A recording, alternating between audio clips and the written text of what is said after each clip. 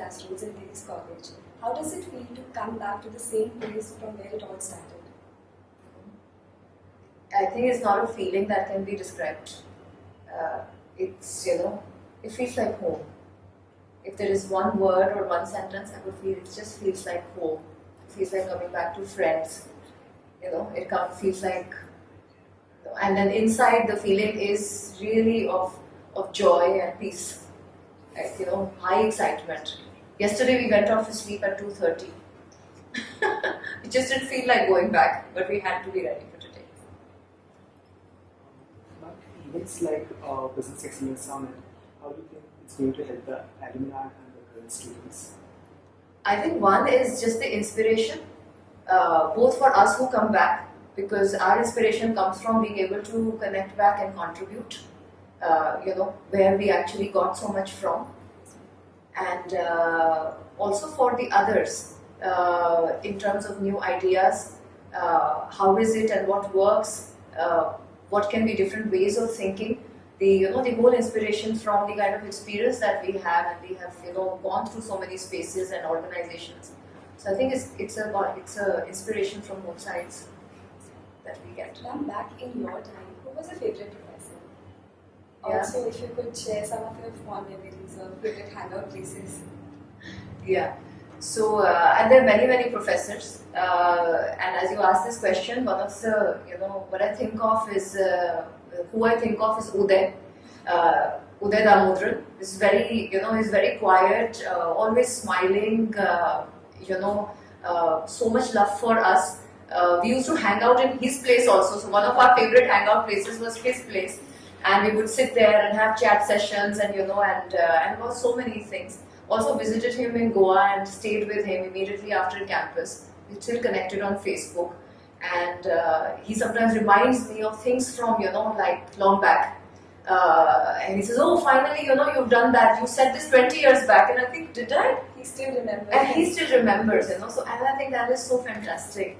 Another favorite hangout place was the Culvert just in front of the academic block, where me and my best friend on campus, Manas Das, both of us would always be there cheek to cheek, sitting. And even today when we meet, we are always asked to have like a photo like that. And we automatically become like that. It's not as if you're posing or anything. We automatically become like that and somebody clicks a photograph.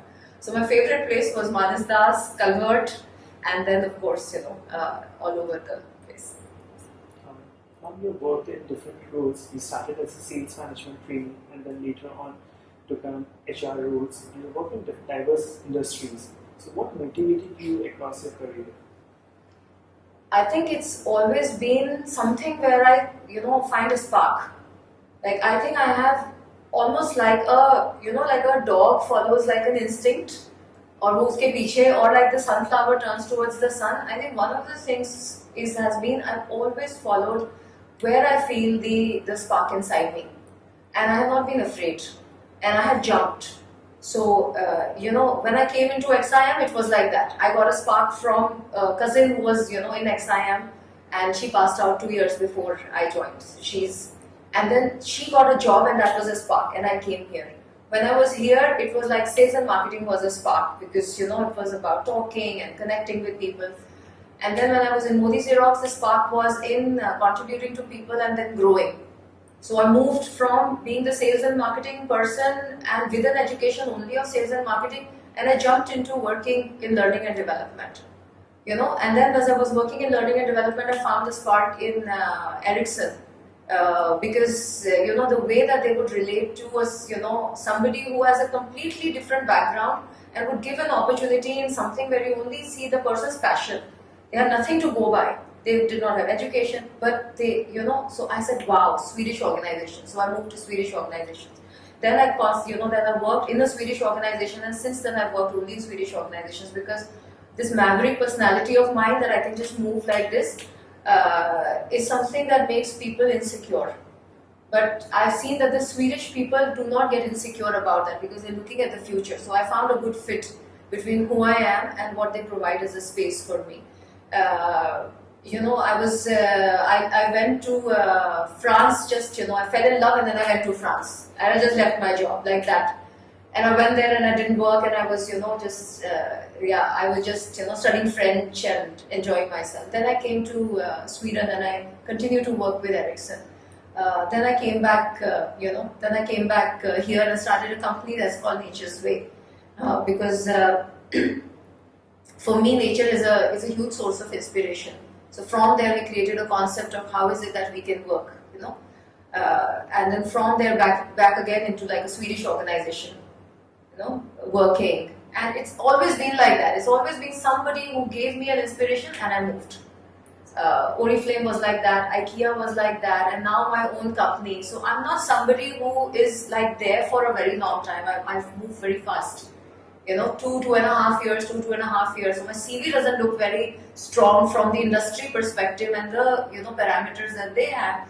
But I know within myself that I'm a strong person, and and I have always gone for that, which is inspiring me.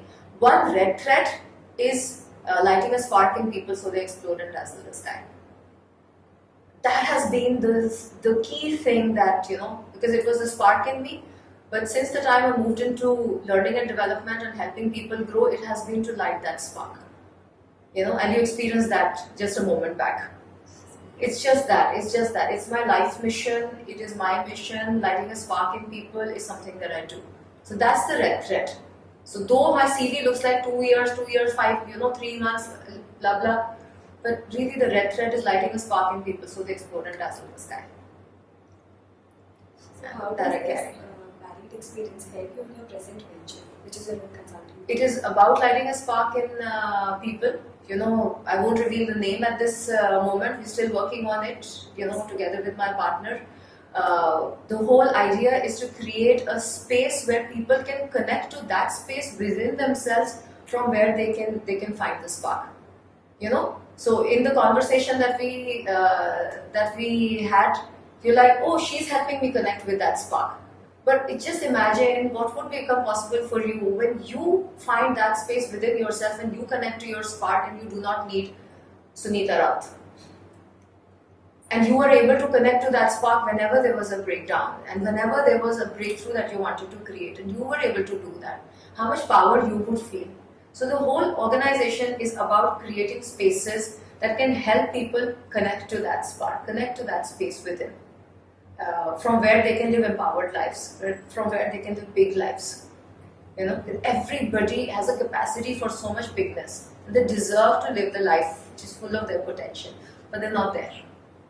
We're not there. I mean, they are not there. We are not there. I am also not reached my full potential. And that's what this is about. So it really helps me. It's the same red thread. A word of advice for the students who aspire for a career path like you someday? I think then I would say the same thing. Don't ignore your instincts. Don't ignore your intuition. Don't ignore that voice inside that says, I'm getting a lot of money and this is a fantastic brand. I'm not sure. Don't ignore that. Because if you ignore it, you would make a compromise with yourself. And you would make a compromise with yourself for something that comes anyway. You will get money, you will get a title, you will get fame. So everything you will get. But if you make a compromise with who you are and where that space is within you, where that spark comes from, that gets very, very difficult to catch hold of. And the impact of that in your life is going to be, you're not going to feel fulfilled. You're not going to feel joyful. You're not going to feel alive. And when that happens, you will lose your creativity. You will lose your innovation. You will lose your motivation. You will lose your spark. And then you will just be like a machine, going and coming back, going and coming back. You'll be able to pay your bills for sure. But if you don't compromise on that, you'll still be able to pay your bills. Maybe not just at that moment. And not to the extent that you want to pay your bills. You may see the alto just in front of you with this job, but it's not important. If you get your alto after 5 years, that's okay. But don't lose that spark. That's the most important thing that you have to hold on. Never compromise with that. Never compromise. Life will take care of itself. Yeah. How do you think we can meet the alumni connection? therein stronger? I think things like this. Another thing which I have always thought of is the, what are the kind of spaces we are creating when we are actually going out and meeting the alumni.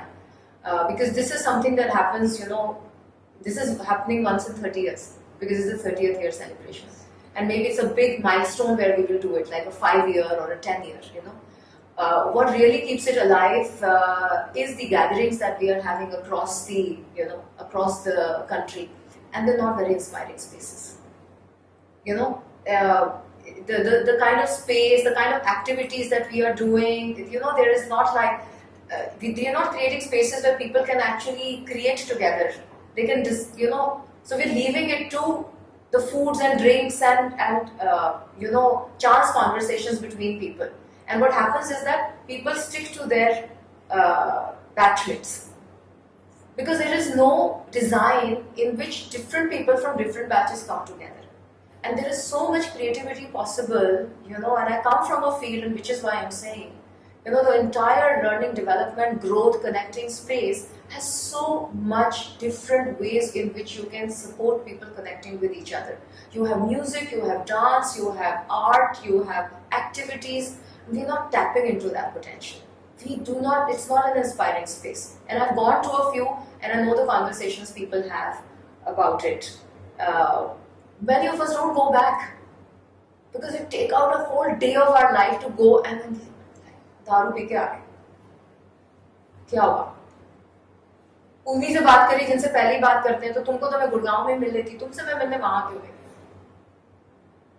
And it doesn't have to be like that.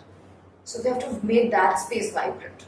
So in the alumni, to make that space vibrant and tap into the kind of experience that we have in creating those kinds of spaces. And I can help you. My company can help you. And this is not a promo of the company. So because I know what I'm talking about. I know what I'm talking about. And for your alumni, I will just do it like gratis. So it's really not about money. But I'd really like to contribute to creating, having really, really creative spaces. And we can take it on for the next year. We can already start working. Yeah, that's all. Thank you so much. Thank you so much for You're your welcome. inputs and for your time. You're welcome. Welcome. Thank you so much.